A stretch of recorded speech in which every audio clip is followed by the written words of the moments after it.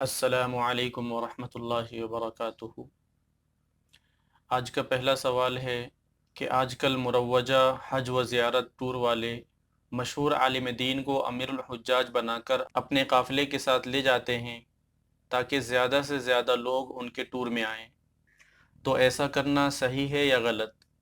شرعاً اس کا کیا حکم ہے؟ اس کا جواب ہے کہ کسی واقف کار عالم دین کو حج کے قافلے کے ساتھ لے جانے میں شرعاً کوئی مضائقہ نہیں ہے، بلکہ ایسا کرنا بہتر ہے تاکہ اس کی نگرانی میں عازمین حج اپنے مناسک صحیح طرح انجام دے سکیں۔ اگلا سوال اسی سے ملتا جلتا ہے کہ اگر وہ امیر الحجاج مسجد کی امامت کی ذمہ داری والا ہو تو کیا اس کا ہر سال امیر الحجاج بن کر جانا افضل ہے، یا جو مسجد کی امامت کی ذمہ داری ہے وہ نبھانا افضل ہے؟ اس کا جواب ہے کہ اگر اس امام کی غیر موجودگی میں اس کی جگہ امامت کی ذمہ داری انجام دینے والے معتبر شخص کا انتظام ہو جائے تو ہر سال بھی وہ امام سفر حج کر سکتا ہے۔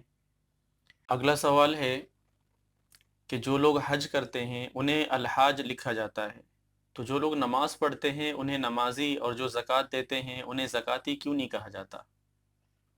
اس کا جواب ہے کہ دیگر عبادات کی بنسبت حج کرنے والوں کی تعداد کم ہوتی ہے، اس لیے بطور امتیاز حج کرنے والوں کو حاجی لکھ دیا جاتا ہے، اور بقیہ عبادت کرنے والوں کو نمازی یا زکاتی نہیں لکھا جاتا، کیونکہ ان اعمال کے کرنے والے اتنی کثیر تعداد میں ہوتے ہیں کہ اس صفت سے امتیاز کا مقصد حاصل نہیں ہو سکتا، تاہم ریاکاری اور شہرت کی غرض سے اپنے کو حاجی کہلوانا مذموم ہے۔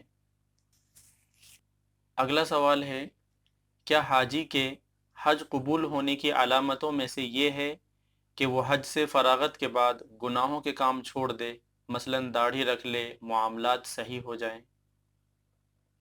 جواب ہے، یقیناً حج مقبول کی علامت یہی ہے کہ آدمی سابقہ گناہوں کو بالکل ترک کر دے اور حج کے ذریعے سے اس کی زندگی میں خوشگواری، دینی انقلاب آ جائے۔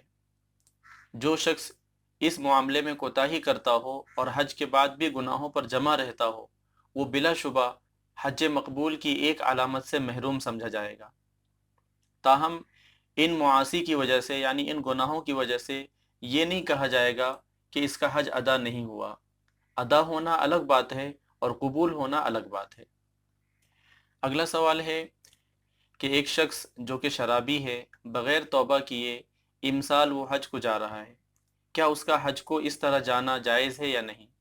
اگر یہ شخص شراب سے توبہ کرے تو کس طرح کرے؟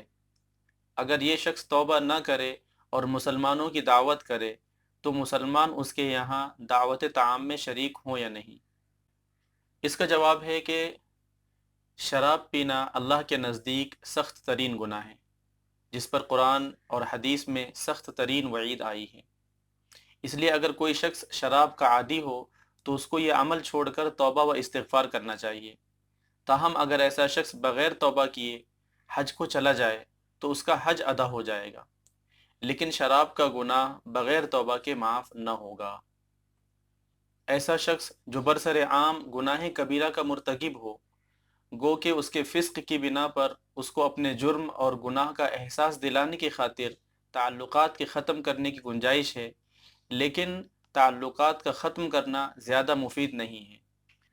میل جول رکھ کر اصلاح کی کوشش زیادہ کارآمد ہے۔ اس لیے ایسا شخص اگر دعوت وغیرہ کرے تو اس کو قبول کر لینا چاہیے، اور آنے جانے کے تعلقات کو برقرار رکھ کر اس کو گناہ سے باز رکھنے کی کوشش کرنی چاہیے۔